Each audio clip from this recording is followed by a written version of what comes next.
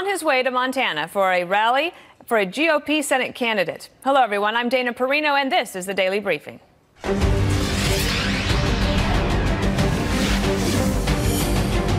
Meanwhile, anticipation building in Washington ahead of Monday's big announcement on the president's choice to replace Justice Anthony Kennedy on the Supreme Court. And the field is winnowing down, with a source telling Fox News the president has completed his interviews with 6 candidates. Chief White House correspondent John Roberts is live with the story. John, so that part's done, and now the president, he has to decide. Yeah, he's talked with the candidates. He's got his impressions of them, at least first impressions among some. A couple of the candidates he interviewed a second time because they were in the running to replace Neil Gorsuch last year. But now, you know, there'll be some follow-up phone calls and things like that as the president gets into the decision-making process. Front runner, or at least co-front runner right now, is a person you're very familiar with, Dana, Brett Kavanaugh, the D.C. Court of Appeals, D.C. Circuit Court of Appeals. We saw him leaving the House this morning. We assume he was headed to work, but he could have been heading for a workout. Some conservatives are trying to take him out, though, because of a 2011 opinion on Obamacare, where he wrote that the court did not have the jurisdiction to decide the case at the merits. John Roberts eventually upheld the individual mandate at the Supreme Court on that case. The White House would have to mount a pretty rigorous defense of Kavanaugh's opinion if they pick him. Watch for the White House to say that Kavanaugh demonstrated judicial independence in that opinion, strict adherence to the Constitution. He's 53 years old, so he could be on the court for decades to come. Whoever the president picks, it's likely going to be somebody who is between the ages of 45 and 55. The other front runner, and we call him the other front runner because I'm getting a sense that he is just as much in the mix as Kavanaugh, maybe not quite as much, but pretty much up there, is Ray Kethledge of the 6th Circuit Court of Appeal. He's an appellate judge. He was appointed a number of years ago by President Bush, like Kavanaugh was.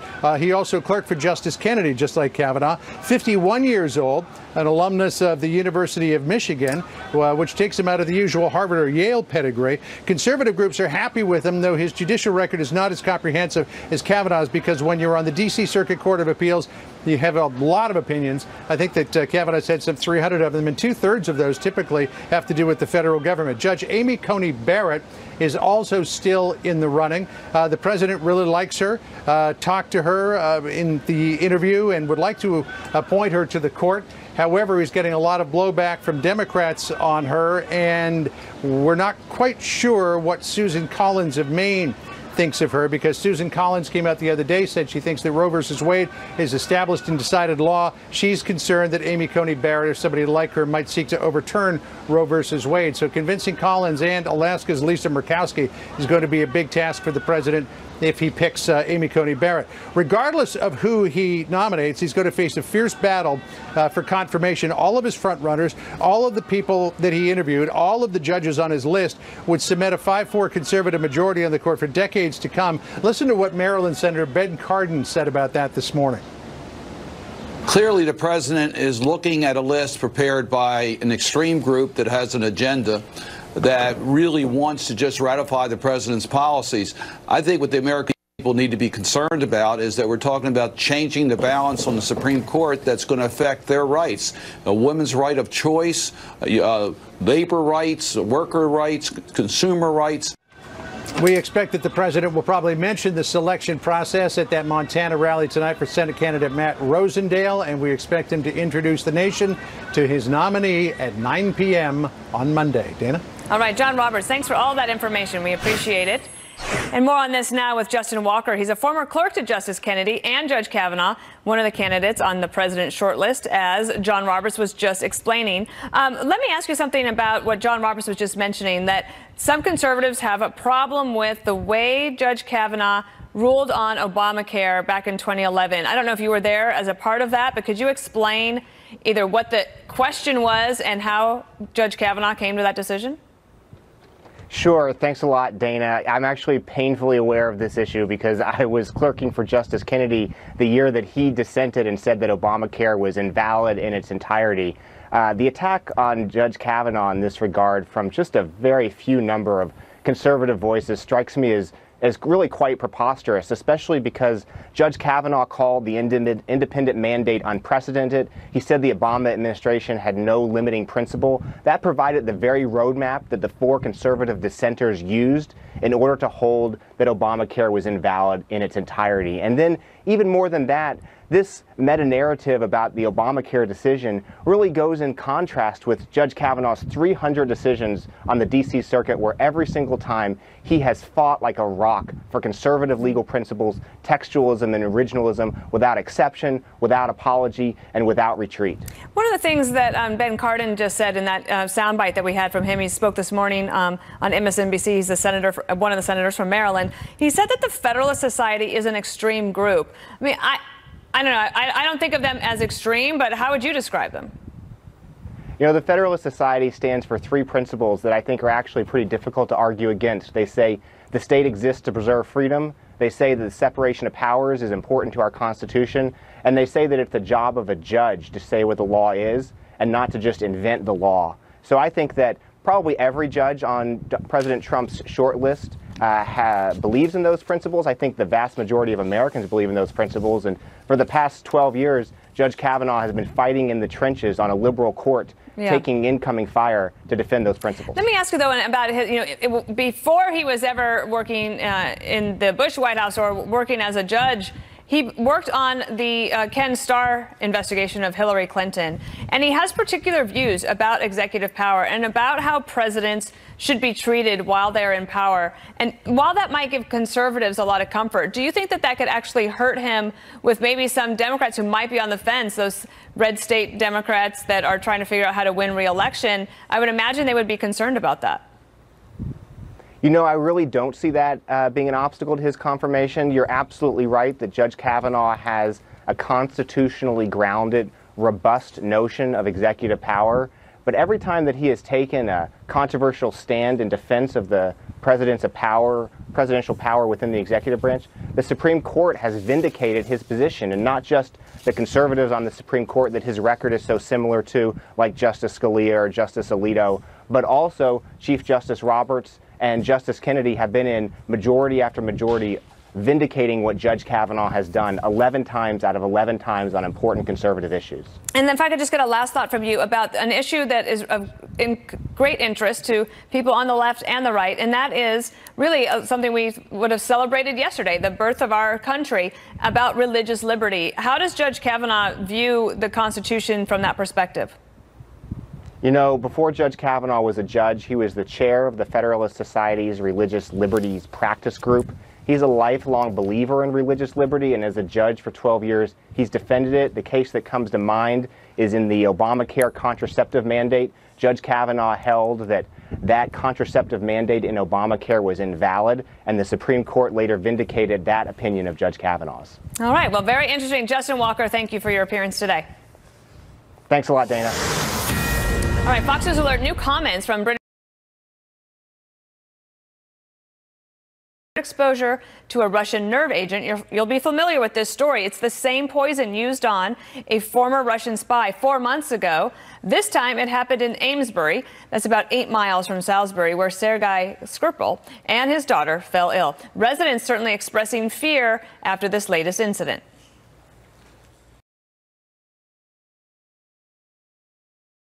You know, something awful has happened in a friendly community, and that we feel that somebody's taken advantage of us, and we really feel hurt by all that has gone on. Benjamin Hall is covering this story from our London bureau. Benjamin, has a connection been established yet between this and the attempted murder of the former Russian agent? Dana, hi. Nothing yet, nothing definitive. But of course, as you say, the evidence has been mounting. First of all, the use of Novichok, this incredibly rare Soviet-era nerve agent which was used against the Skripals, and then the proximity to the Skripal case. It's just 8 miles from where they were poisoned to where this new couple was found. So certainly suspicions adding up, and already accusations between Russia and the UK ongoing, and police desperately trying to find out where this other couple came into contact with Novichok. Well, today a number of locations were being searched after tests confirmed that it was the toxin used, and 6 other sites which the victims visited before falling ill have now been cordoned off, and hazmat teams are going in. Today, Theresa May, the Prime Minister, was briefed by security services. to see 2 more people exposed to the Novichok in the UK is obviously deeply disturbing, and the police, I know, will be leaving no stone unturned in their investigation in relation to what has happened. The couple, Charlie Rowley and Dern Sturgis, fell ill at a house on Saturday and they remain in hospital in critical condition, the same hospital where the Skripals were treated. Police say there was nothing in their background to suggest that they were targeted. In fact, initially police thought they had taken a contaminated batch of either heroin or crack cocaine because of their lifestyles, and it took them a number of days to identify Novichok, but once they did, they moved very quickly because, of course, they've had experience with this in the very same region. Dana? Okay, so given that, is there any idea how they did come into contact with it?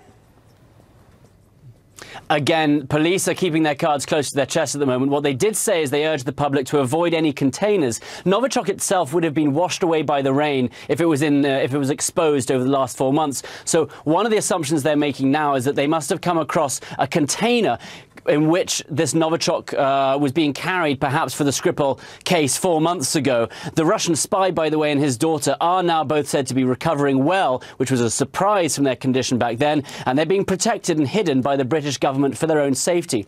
This new poisoning, though, will serve as a reminder to the international community of the aggressive actions which were taken by Russia back then, and it comes just 1 week before the NATO summit meets to discuss, in part, Russian aggression. And you'll remember, after the Skripal case, the US moved to expel 60 Russian diplomats as part of 100 diplomats expelled by Western nations, the highest since the height of the Cold War. And so, coming just less than 2 weeks before President Trump meets Vladimir Putin, you've got to think that this will be back on the cards, and we'll see whether there will be ramifications again from this. Dana? All right, Benjamin, certainly it will be top of mind. Thank you. In Thailand, it's a race against the clock to rescue 12 boys and their soccer coach trapped in a cave. We'll have the update on what's possible. There's 3 options to free them. We'll tell you what they are. And President Trump will be in Montana tonight for Republican Senate candidate Matt Rosendale. We'll tell you how his opponent, Jon Tester, is welcoming the president to Big Sky Country. Tester started throwing out things that he's heard. Well, I know things about Tester that I could say too. And if I said them, he'd never be elected again.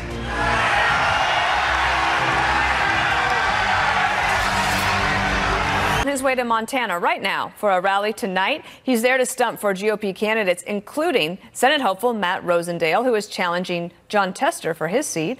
Tester today thanking the president for his visit, taking out this full-page ad in 14 newspapers across the state.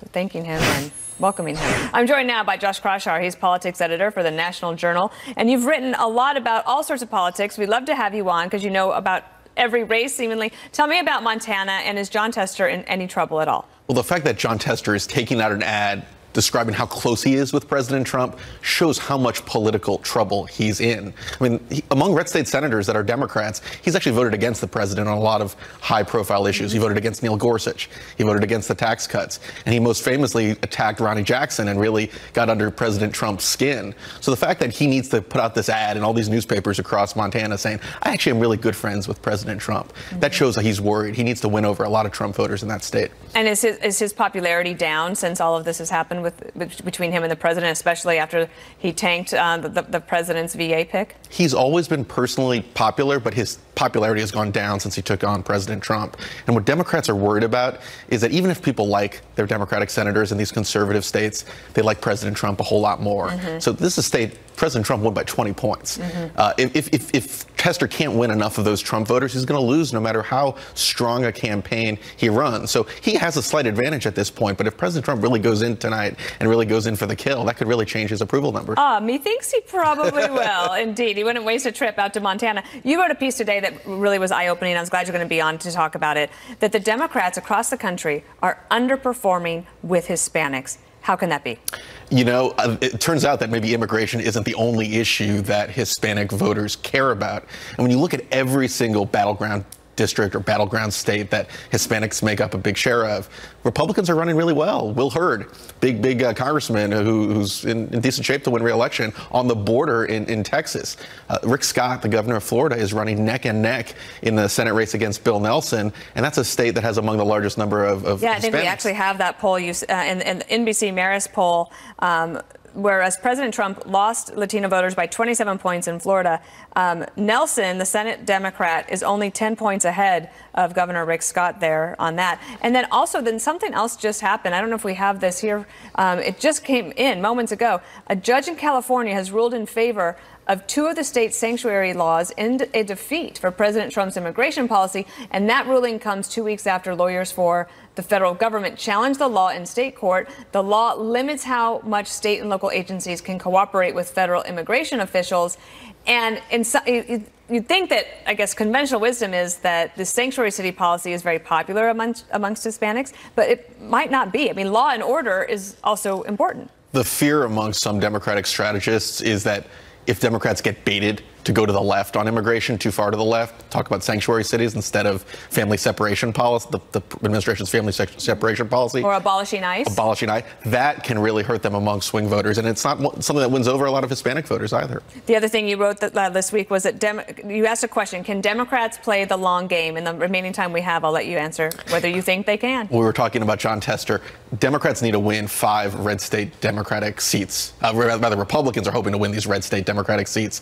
And if they do, they might have a really strong ability to keep the Senate for a long time. So when Democrats look at their Supreme Court strategy, the first thing Chuck Schumer needs to think about is don't do any harm to Jon Tester. Don't do any harm to Claire McCaskill in Missouri. So Democrats, if they're being smart and strategic, should allow the red state Democrats that are up for re-election to vote their conscience and decide if they want to represent their state well and decide to vote for President Trump's nominee without getting some sort of a major blowback from the left? That's right, Dana. If they don't have the votes to block Trump's nominee, it will be in the political interests of these red state Democrats to actually go with the president and win re-election and then fight judicial battles in the future. Indeed. All right, Josh Krashar, thank you. Thanks, Dana.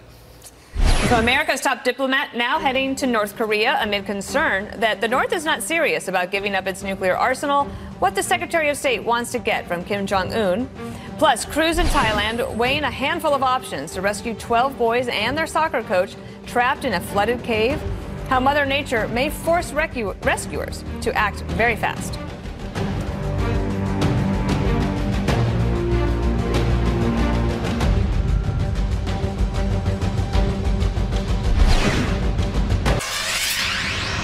Crews are working to pump water out of a flooded cave in Thailand where 12 soccer players and their coach have been trapped for nearly 2 weeks. Amid concerns that heavy rains could make the flooding worse, forcing the boys and their coach to undertake a difficult dive through the narrow caverns. It's quite challenging, obviously. There's zero visibility, it's a confined space, so it's a challenge. Senior Foreign Affairs correspondent Greg Palcott has the latest. Greg. Dana, absolutely. The rescue workers trying to bring out the 12 boys and their soccer coach from that Thailand cave. They're battling a whole bunch of factors, but as you underlined, the biggest one is possible torrential rains beginning as early as Saturday, and that has the folks on the ground there thinking about maybe the most difficult, but maybe the way to get them out. Having them swim, possibly use scuba gear out of the 2.5-mile hole that they're in right now. It could be a 6-hour trek and swim, even a challenge for expert divers, let alone these kids and their coach. That's why they are focusing on getting the water levels down. Over 30 million gallons of water have been pumped out of the flooded cave. In some places, we have heard it's down as much as 40%, but still the water is blocking a lot of the close quarters in the cave. That's why they're looking at other options too. Drilling into the cave and providing an escape tunnel, maybe even waiting for the rains and the waters to subside. But that, Dana, could take months. Meanwhile, the 12 boys and coach seem to be in remarkable shape, stable conditions, still laughing and happy, but there are alarming reports. There are rescue workers that stay with them all the time. They've noticed at least 2, maybe 3 are feeling the effects of the lack of food, malnutrition. They are weak, and that makes the rescue teams think that perhaps they won't be able to get everybody out at the same time. Everybody won't be strong enough. And real worries, too, about the psychological effect of being under the ground for this amount of time, 12 days, maybe even longer. One other factor, the oxygen. More oxygen tanks have been brought in. The breathing space is actually could be limited further if they stay down longer. We did hear, Dana, from Secretary of State Pompeo. He tweeted earlier in the day that U.S. teams assisting on the ground will continue to work to bring to safety the boys and their coach. The whole world is working on this. Back to you. Oh, my gosh. Well, we hope for more news, and good news indeed. All right. Thank you, Greg. For more on this, let's bring in Anwar Mirza. He's national coordinator for the National Cave Rescue Commission. Excuse me, sir, for getting that wrong. Let me ask you about something that when Greg Palcott says that they might have to try to take the boys swimming in order to get out, is there any way, since they are not experts, that they could be attached to an expert and try to get out that way? Well, they will be accompanied by the divers who are currently training them and other divers who would be coming in. But it's not as simple as just attaching them to another diver. Several of the places they have to go through are very tight, and it's so tight that the divers initially had to take their equipment off in order to wiggle through it. So it does not give a lot of space to do that kind of rescue where you might do in open water. And then another option would be to rescue the boys from the cave by draining the cave system. So can you tell me a little bit more about how that would work? So right now they're pumping the water out of the cave. The water coming into the cave is basically filling up the cave in the lower portions as it goes up. As they pump the water down, the distances that the divers have to go becomes less and less. The current becomes less and less. So the dives actually do become easier the more the water gets pumped down. The thing that they're fighting, of course, is as the new rains come in, if it starts filling it back up again, then they've lost ground. But every hour that the rains hold off buys them a better and better chance. Now, if they get it pumped down enough, the absolute best outcome would be if the water's down enough that there's airspace and the boys can just come out as they went in, right, without having to use scuba equipment. And then a third option would be, and I'm curious about this one, drilling down into the cave and rescuing them that way?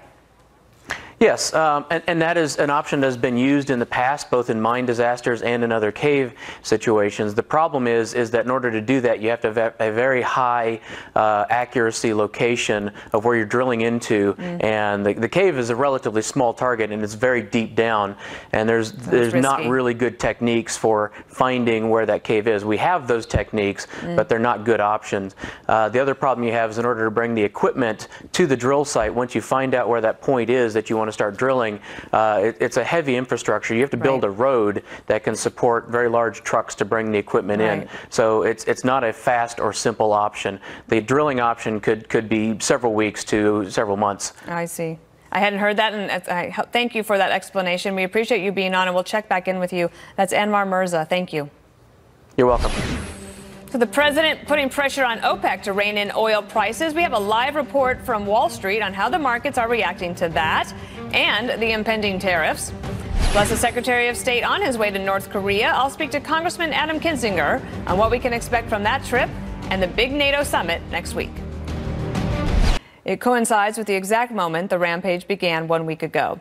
5 of the paper's employees were gunned down that day. The Baltimore Sun and its parent company were among the first to call for this kind of tribute. 2 journalism groups then helped spread the word. New concern over oil prices as Iran levels threats to cut production. The president tweeting, the OPEC monopoly must remember that gas prices are up and they are doing little to help. If anything, they are driving prices higher as the United States defends many of their members for very little dollars. This must be a two-way street. Reduce pricing now. I'm joined now by Fox Business Network's Nicole Petalides from the floor of the stock exchange. Nicole, the Iranians' OPEC leader shot a message back to the president saying, stop talking about this. You are the one causing the prices to go up. What do you know? Well, the truth is the U.S. has been pumping it out, but ultimately they have to work together. And what we've been seeing from abroad, and you have concerns about disruptions or cutting of production from Iran, Libya, Venezuela. Those are the things that are going to really boost oil. In fact, oil's been hovering at the highest levels of this year. We saw West Texas moving above $75. Today it's pulling back some because we got a weekly report that showed an inventory build, so a little bit more inventory than was expected, of over 1 billion barrels versus a drawdown of 4.5 million. But ultimately, we're seeing it right now pulling back some. But the big picture, it is the battle. And for U.S. consumers at the pump, they are seeing year over year. Right now, it's about $2.86 a gallon for regular, and it's about 60 cents higher from last year. That's a big move ultimately year over year for oil. So you know that President Trump is going to continue to fight this one. It's been ongoing, and this is not going to stop here. And the concern also is not only about what they're doing there and disruptions for some of these countries as well, but also just that demand has been on the rise. Right. Dana? Because the economy is better. So that's what happens. Tell me about the U.S. pork producers. They're preparing for the steep tariffs. They're set to take effect tomorrow. Oh, boy. So now you're talking about $34 billion, right? So tomorrow is the day. Pork producers, soybeans, steel, peanuts. And we know that China is ready to retaliate. And now we're upon this deadline. Since March, it's been back and forth with these headlines. And so now you have anger building, nervousness building. And it's not only just for them, but also for autos, though we've had a little bit of a softer tone. So it's very much who's going to blink first. The markets, though, are up about 148 points for the Dow. The tech stocks are all higher today. The FANG stocks, Facebook, Amazon, Apple, Netflix, Google, all higher today. They've had a great year, as you can see, but we're certainly headline driven. And we just heard from the Fed, and the Fed talked about uncertainty pertaining to the tariffs. So that's something that not only that we're watching, but also the Federal Open Market Committee, and that could also play into further rate hikes or not. So we'll watch for that as well. Always learn a lot from you, Nicole. Thank you. Thanks. Secretary of State Mike Pompeo now heading to North Korea. That's his third trip, and it comes amid growing concerns about Kim Jong-un's real commitment to denuclearization. Joining me now, Illinois Congressman Adam Kinzinger, who sits on the House Foreign Affairs Committee, and it's good to have you here. I want you to listen to something Sarah Sanders said this week when she was asked about this concern that North Korea wasn't serious. Listen.